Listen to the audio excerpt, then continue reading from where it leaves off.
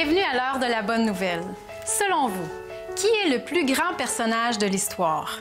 Voici les propos que nous avons recueillis parmi les personnes que nous avons interviewées. Le plus grand personnage de l'histoire du monde? Aucune idée. Là, pour le coup... De l'histoire de l'humanité? Oui. Gandhi? Il y a Napoléon. Comment s'appelle Gandhi? Jésus. C'est pas Jésus, en tout cas. Je sais pas, Christophe Colomb, c'est-tu? Christophe Colomb. C'est tellement relatif. C'est sûr qu'apparemment la plus grande star, c'est Jésus-Christ. C'est Jésus-Christ, mais surtout pour les croyants.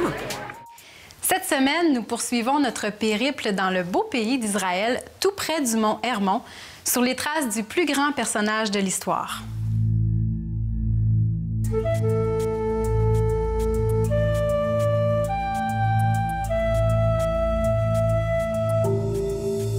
Nous sommes maintenant sur ce qu'on appelle aujourd'hui les hauteurs du Golan.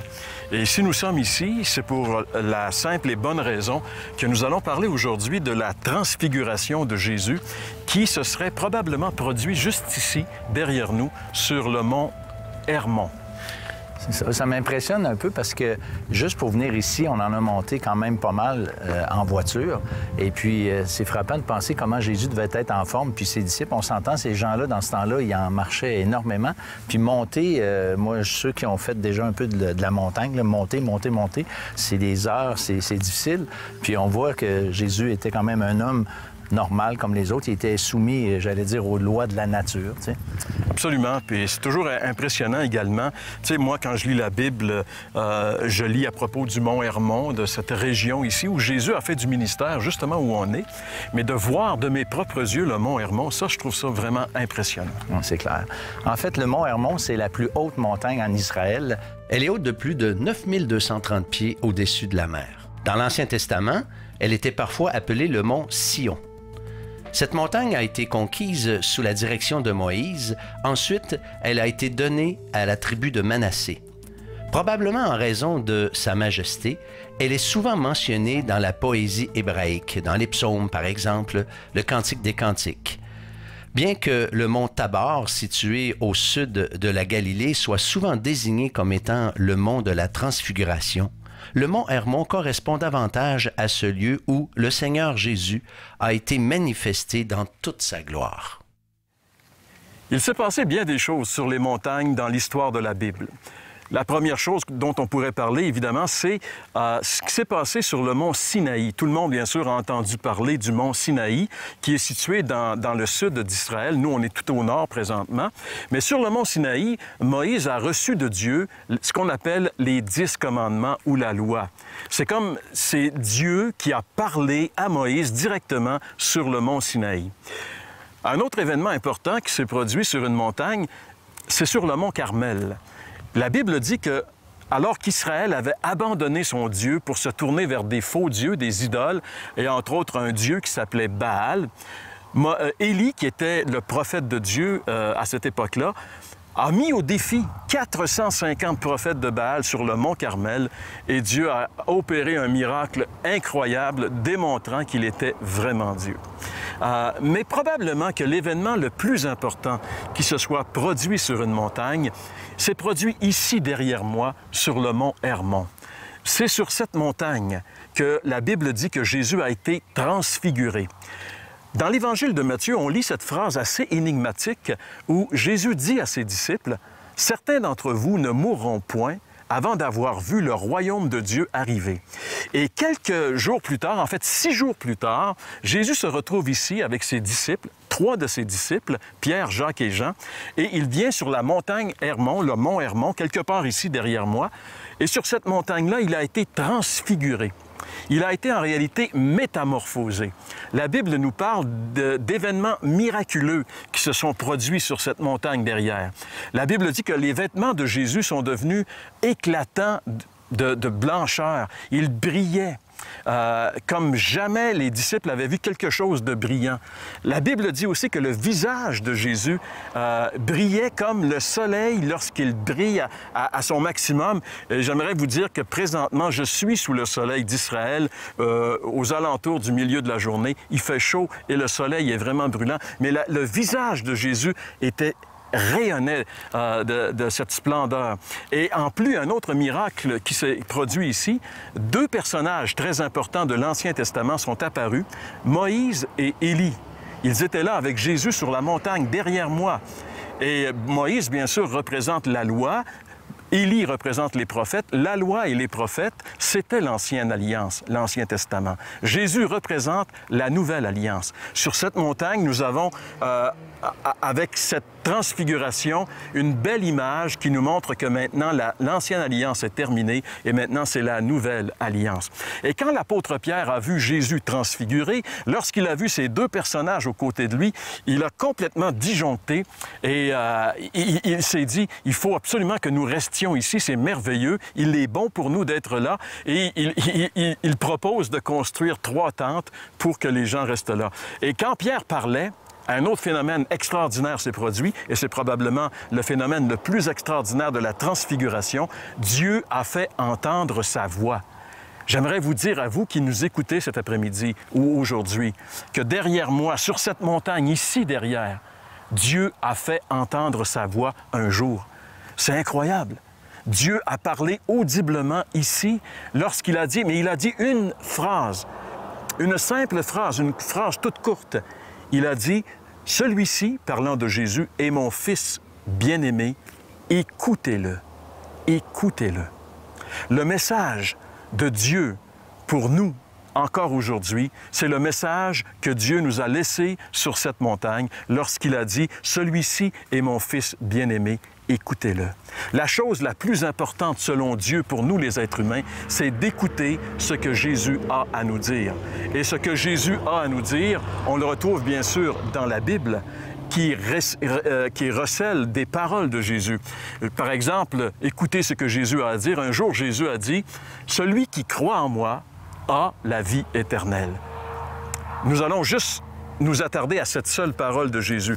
Si on avait juste entendu cette parole de Jésus, elle est suffisante pour que nous puissions avoir la vie éternelle, pour que nous puissions être avec Dieu pendant toute l'éternité. Dieu le Père a dit sur cette montagne, « Voici mon Fils bien-aimé, écoutez-le. » Et Jésus a dit un jour, « Celui qui croit en moi a la vie éternelle. » Donc, en réalité, le message que nous pourrions retenir du Mont Hermon, de la transfiguration, c'est d'écouter ce que Jésus a à nous dire, de prendre Jésus au sérieux, de prendre le temps de l'écouter. Vous savez, on dit aujourd'hui qu'un des problèmes de cette société moderne, c'est qu'on n'a pas le temps d'écouter les autres. Mais je pense que c'est important d'écouter les autres, mais la personne la plus importante à écouter, c'est Jésus, parce que Dieu, son Père, a dit, « Voici mon Fils, écoutez-le. » Pourquoi ne pas vous mettre à l'écoute de Jésus? Pourquoi ne pas venir à lui aujourd'hui? Sur cette montagne derrière moi s'est produit un des miracles les plus étonnants de l'histoire de la Bible. Jésus a été manifesté comme Dieu. Lorsqu'il a été transfiguré, c'est comme s'il avait enlevé son vêtement humain pour laisser ressortir la splendeur de sa divinité. Et jamais Pierre ne s'est remis de cette rencontre avec Jésus. Plusieurs années plus tard, lorsqu'il écrit sa 2e lettre et qu'il est devenu vieux, il dit littéralement ce que nous avons vu de sa majesté sur la sainte montagne. Pour l'apôtre Pierre, cette montagne est devenue une sainte montagne parce que la divinité de Jésus a été révélée.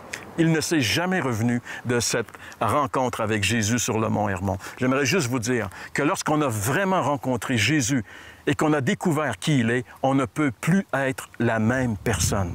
Et ma prière, alors que je suis ici, sur le mont Hermon, c'est que vous preniez au sérieux la déclaration de Dieu le Père à propos de son Fils, que vous l'écoutiez, que vous le receviez comme votre Sauveur et votre Seigneur, afin que vous puissiez véritablement avoir la vie éternelle.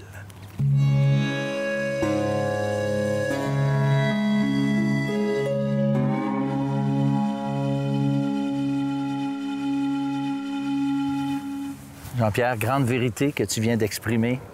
Puis j'aime beaucoup l'idée, moi, de comparer le mont Sinaï, qui est la loi, qui nous condamne, Le salaire du péché, nous dit la Bible, c'est la mort.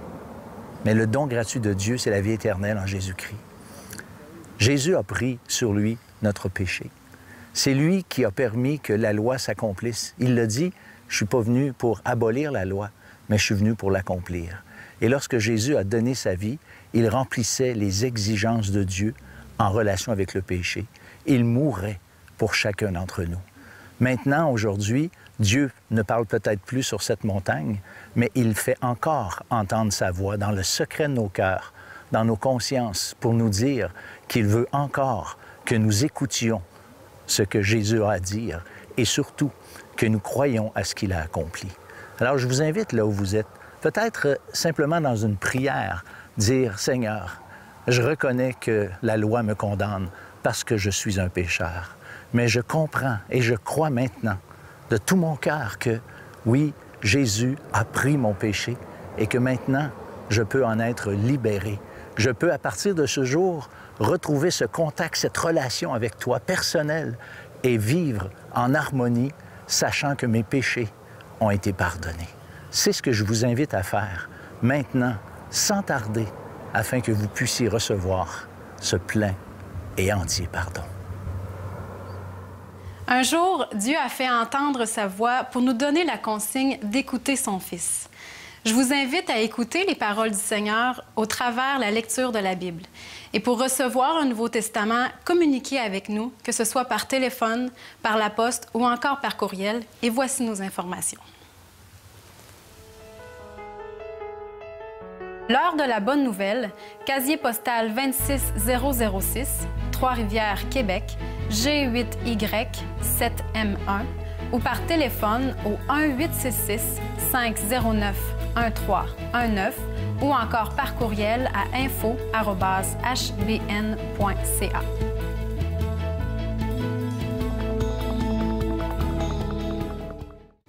Bonjour Imad et bienvenue à l'heure de la bonne nouvelle. Bonjour.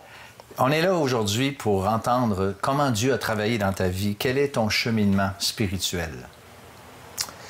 Oui, en fait, moi, je suis né dans une famille chrétienne. Mes parents étaient chrétiens avant de se marier. Puis mon enfance était marquée surtout par les problèmes de guerre, le conflit qui continue encore au Liban, puisque je suis né dans ce pays du Moyen-Orient. Puis j'étais né durant la guerre des 7 jours, quand Israël à conquérir les pays arabes autour d'elle. Puis toute mon enfance, jusqu'à l'âge de 15 ans, 16 ans, c'était la guerre. Puis mes souvenirs d'enfance, c'est surtout la guerre, puis les atrocités de la guerre. Ça m'a marqué beaucoup, mais de l'autre côté, on était dans une famille chrétienne. Les parents ont essayé de nous conserver une atmosphère assez chaleureuse. Puis on vivait vraiment notre foi à la maison. Donc les parents nous enseignaient la Bible, puis ils vivaient devant nous ce qu'ils enseignaient. Puis je trouve que c'est intéressant un peu de parler un peu du témoignage de mon père, qui a connu le Seigneur à l'âge de 22 ans, quand il était tout jeune. Il l'a connu juste en lisant la Bible. Il était exposé à une Bible. Moi, je dis que c'était la providence, c'était pas par chance. Il a ouvert la Bible avec un ami, puis ils ont commencé à lire, puis il a trouvé que c'était l'une des deux choses. Ou la Bible était falsifiée, ou leur christianisme n'était pas vrai. Puis en découvrant la vérité, il s'est converti puis a consacré sa vie au Seigneur. C'est comme ça que moi, je suis né dans cette famille. La première Bible que j'ai lue, c'était le visage de mes parents, puis la vie de mes parents. J'ai connu le Seigneur à travers leur vie. Puis en cheminant dans cette vie personnelle, j'étais exposé à plusieurs défis. Puis à l'âge de l'adolescence, je commençais à me demander des questions. Est-ce que c'est une foi que j'ai héritée de mes parents ou c'est une conviction personnelle? J'étais vraiment partagé entre une foi virtuelle, la raison et la vie chrétienne pratique quotidienne.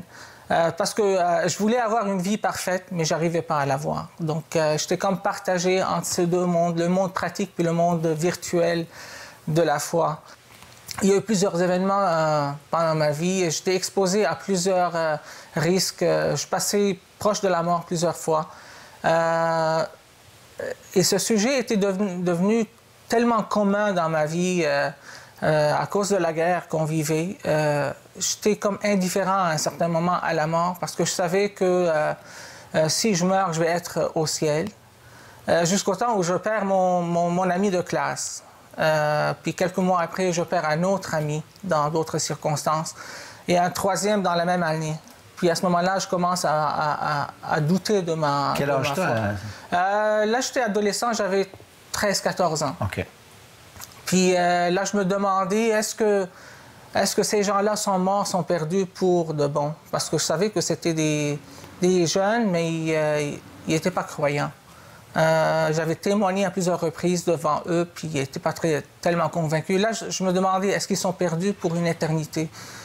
Ou est-ce qu'il y a une vie après la mort? Des questions qui se bousculaient dans mon cerveau. Puis là, je commençais à douter de mon salut moi-même.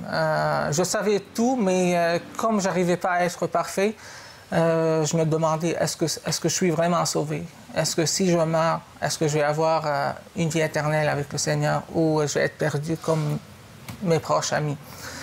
Donc là, je vivais tout un conflit interne. Puis à chaque fois, mon père était à côté de moi pour me dire que c'est pas de toi que ça vient, c'est du Seigneur, c'est lui qui t'a sauvé, c'est lui qui va garantir ton salut. Durant une réunion de jeunes, il y avait quelqu'un qui prêchait, puis il mentionne un verset tiré du livre des rois, quand Élie avait parlé au peuple, puis en disant « Jusqu'à quand vous hésitez entre les deux chemins? Si Dieu est le vrai Dieu, suivez-le. Puis c'est Baal, suivez-le. Puis ce verset m'a vraiment parlé. Puis c'était vraiment quelque chose adressé à moi, parce que je vivais entre les deux mondes. Puis je chevauchais entre le monde et le Seigneur. Puis pendant des semaines, ce verset me poursuivait, jusqu'au temps que j'étais convaincu qu'il fallait faire un choix. Et à ce moment-là, je me suis recueilli devant le Seigneur en disant, je vais prendre une décision, je vais te suivre. Je sais que tu es le vrai Dieu, je sais que la parole de Dieu, c'est la parole vivante. Et là, j'étais convaincu que c'est pas par ma propre force que je veux continuer, c'est par la grâce du Seigneur, puis la grâce de Dieu. Puis là, je me suis remis à lire ma Bible. Puis je trouvais que c'est un livre extraordinaire. Ça me parlait vraiment. Dans chaque lecture, je trouvais quelque chose adressé personnellement à moi. Puis il y avait des versets que je connaissais, mais là, c'est autre chose. Là. Ça sortait du livre pour me parler, pour me dire quelque chose.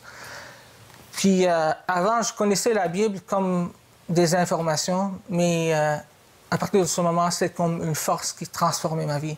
C'était pas juste des informations, c'était une force de transformation dans ma vie. Ouais. Parce que la Bible dit que c'est la parole vivante de Dieu. Hein? Exactement. Je trouve que c'est un livre merveilleux. Là. Je vous ai mentionné que mon père a été sauvé à travers juste la lecture de ce livre. Puis moi, d'après ma propre expérience, j'ai trouvé que c'était une parole qui est vivante, qui est valable pour toujours, qui nous parle, qui répond à nos besoins, nos questionnements, tout ce qu'on a dans notre tête. Là, il y a des réponses dans cette Bible. Puis j'étais encouragé à la lire, puis je la lisais vraiment d'une façon extraordinaire. Là, je passais des heures à la lire, puis je trouvais beaucoup de passion à la lire. Puis là, j'encourage actuellement mes enfants à le faire, tous les jeunes autour de moi. Je les encourage à lire la Bible et à relire la Bible, parce qu'il y a des réponses à tout dans ce livre merveilleux. Hey, merci beaucoup pour ce beau témoignage. C'est moi qui vous remercie. Vous aimeriez entendre le témoignage d'autres personnes transformées par le message de l'Évangile? L'heure de la bonne nouvelle vous invite à participer à l'un des nombreux déjeuners de l'espoir. Ces déjeuners ont lieu dans plusieurs restaurants réputés de la province et vous sont offerts gratuitement. Pour connaître les détails concernant l'endroit, la date et l'heure pour votre région, composez le numéro sans frais 1-866-509-1319. Vous pouvez également consulter le site web www.déjeuner.org.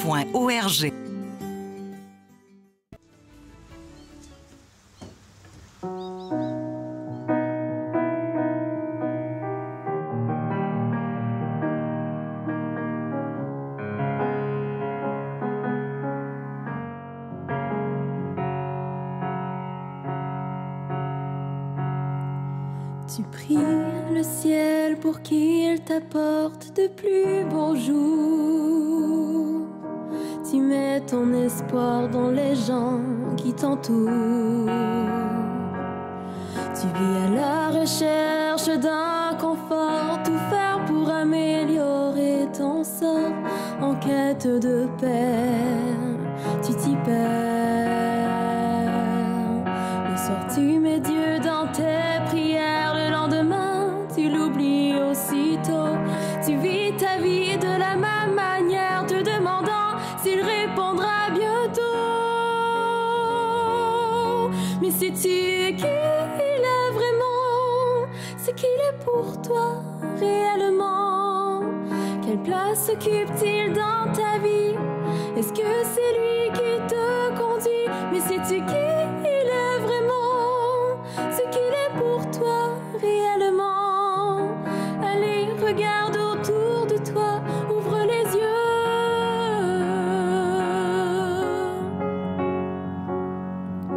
Tout ce qu'il y a autour de toi vient d'un seul auteur qui t'a créé et qui veut seulement ton bonheur. Ne vois-tu pas qu'il agit pour toi, qu'il veut te montrer qu'il est bien là? Mais c'est à toi de le reconnaître. Mets-le en premier dans tes choix, laisse-le diriger tes combats, être la source de ton bonheur. Admets que tu as un créateur. Mais sais-tu qui il est vraiment? Ce qu'il est pour toi réellement? Quelle place occupe-t-il dans ta vie? Est-ce que c'est lui qui te conduit? Mais sais-tu qui il est vraiment? Ce qu'il est pour toi réellement? Allez, regarde autour de toi, ouvre les yeux.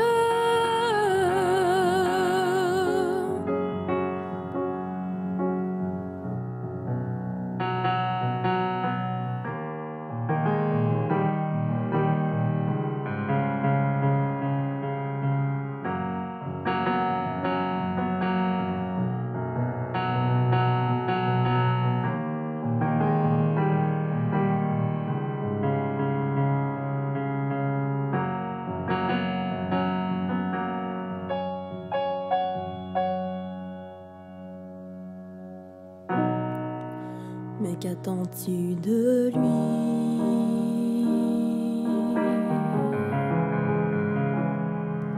Il a déjà tout fait pour toi. Maintenant, c'est ton choix. Mais ne passe pas à côté de ta vie. Ne passe pas à côté de ta vie. Mais dis-moi qui il est vraiment? Ce qu'il est pour toi réellement? Quelle place occupe-t-il dans ta vie? Est-ce que c'est lui qui te conduit? Mais dis-moi qui il est vraiment? Ce qu'il est pour toi réellement? Allez, regarde autour de toi, ouvre les yeux.